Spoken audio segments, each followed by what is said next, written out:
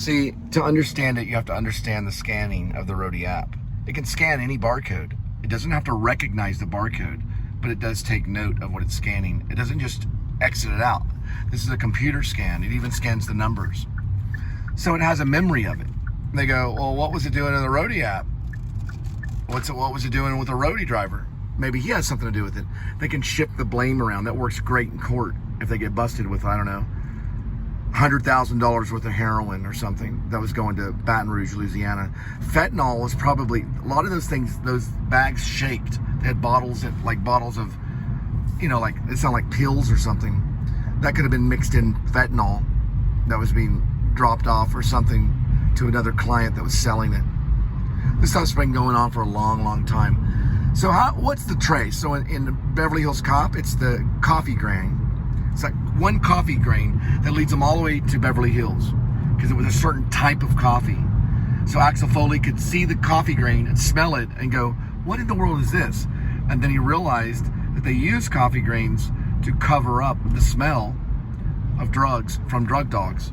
Cats could probably smell through it though, because cat sniffers are about 1,000 times better. Anyway, so that was the clue, the coffee grain. And this story, what's the clue?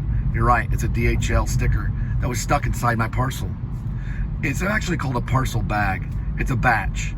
It was stuck in my batch to another, I don't know, it was stuck to another box. Now I talked to the guy, it was just that dude, I showed his feet. He was talking about how the sprinters are making like $500, $600 a day. Now, here's the thing about him. He had the same thing happen to him. I'm not lying, I interviewed him. I didn't interview him and question him because, for one thing, he had a lot of tattoos. He was probably, I don't know if he was, I don't know what he was. He probably may have had a past, a checkered past. I asked him, he said, yep, those stickers get stick to the parcel and you gotta remove those and scan the other one. You also have stickers that are stuck over the barcode, but these stickers would just be stuck on the side of the parcel. That's the one that said Baton Rouge, Louisiana. It said LA on it, which is short for Louisiana. Not Los Angeles, but Louisiana. Los Angeles is LAX. That's for the airport. So that one sticker that's in the show, that's on my phone, I have that as evidence to bust a corrupt cop when we basically investigate. That will be used as the primary evidence because Roadie has to archive all these deliveries so that drugs cannot pass through their company. That sticker was scanned by a Roadie app. That sticker is proof that that was done by a corrupt cop at DFW smuggling drugs through the airport. And I saw some of them standing around looking at what? The luggage. And listen, not too far from that, that's probably where they put the parcels on the cargo planes.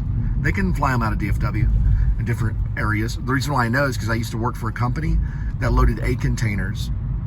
We loaded A containers that went to that DFW airport to be flown to another part of the United States, or anywhere, to be flown out by FedEx. So FedEx was used to smuggle drugs, lots of drugs. How do I know? Because I have friends that have done it. They use the whole coffee grounds. They like hollow out candles. They send it stuff. There's all different ways they send it through FedEx. It happens all the time. What they don't want is they don't want repeated senders on the same thing. So they get in touch with someone on the dock, and that's how they pay off. They pay their way into the dock, this is cross dock, for example, and they find a way to get in there to just manipulate things. And all of a sudden you're like, hey man, I got 52 deliveries, which is what I have now, okay? Every single one of these will be scanned. They have to scan in. They don't have to scan in, that's right, I'm sorry. They usually used to have to scan in. That would make the drug dealer very, very poor. Yeah, it would. If every single one of those were scanned in before it got into my vehicle, the drug dealer would go dry. If it was that way everywhere, right, when it comes to delivery, because every single thing would be scanned in. They would have to find that sticker and replicate it, probably. I don't know how they would do it at that point. They have to really be smart, because everything that scans in has to scan out. It's easy just to grab a box and switch it with the wrong one, and then open that box, put the drugs in it, and then go on a delivery with another Roadie guy, which it would scan probably. This is really messed up on the scanning. Scanning in, scanning out. So they only scan the batch. They only scan the bag. It's called a batch. And it's a bag that looks like a big old Santa Claus clear bag that has nothing but parcels in it. We only scan the outside of the bag. Guess everything's okay. And what do they have? They have just Velcro that's closing it. What do they need? They need it to be sealed.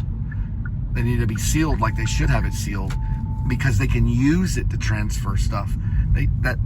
Listen, we won't know that things will get better until that is sealed properly. And then it has to be unsealed. Hey, look, watch The Irishman. What do they use? They had that little thing that twisted on the outside of the, I guess it was a truck, and then you had to cut it off. And that meant that went through. They do the same thing digitally. Okay? They do the exact same thing digitally.